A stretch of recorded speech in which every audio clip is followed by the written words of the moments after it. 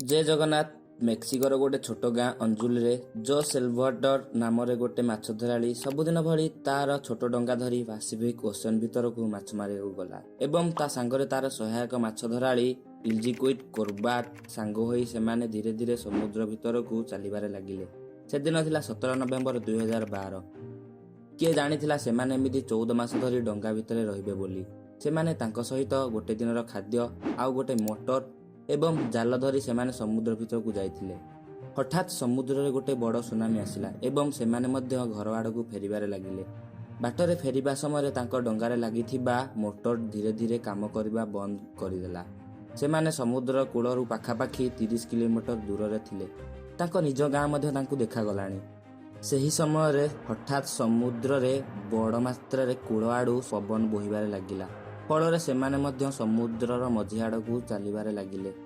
सबुठु बड़ कथा कि सेमानक पाखरे आहुला मारिया पई कौनसी प्रकारर वस्तु नथिला। सेमाने कूलकू आसिबे केमिति आउ सेमाने समुद्र मध्यरे हजिबाकू लागिले। तांको पाखरे गोटे रेडियो थिला जोथरे सेमाने तांको मालिक पाखकू मध्य मेसेज पठाइथिले आउ से मेसेजर रिप्लाय मध्य किछि आसी नथिला। धीरे धीरे रेडियो मध्य काम करिबा बंद होइगला।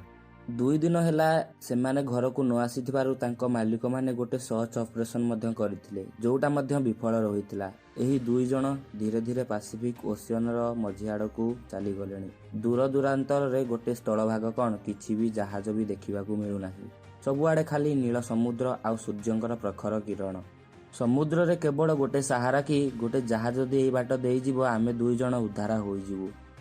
समुद्र पानी पीवा देह पाए बहुत क्षतिकारक।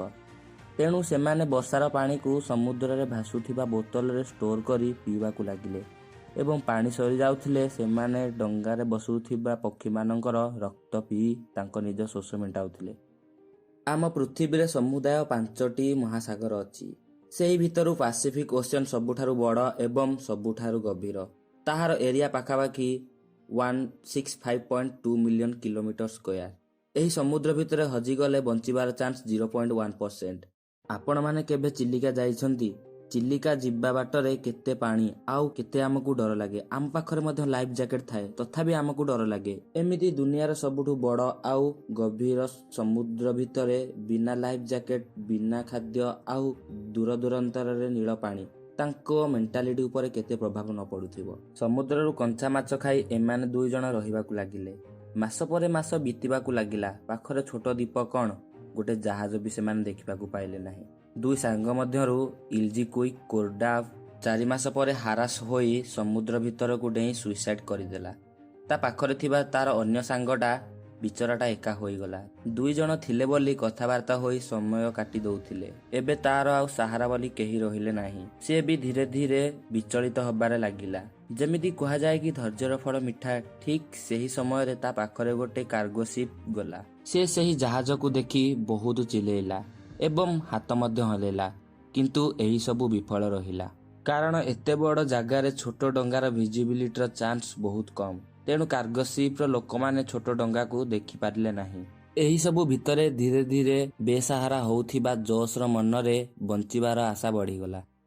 14 मास भी बीतिबाकू आउ अल्प दिन थिला। से देखिला कि ता पाखरे केते नड़िया भासी जाउछि। तार खुशी कहिले न सरे। ता आखि आगरे गोटे छोट आइलैंड को देखी से सांगे सांगे तार डंगारु ढेई आइलैंड आड़कू पहरी पहरी जिबारे लागिला। आइलैंड रो नाम थिला मार्शल आइलैंड।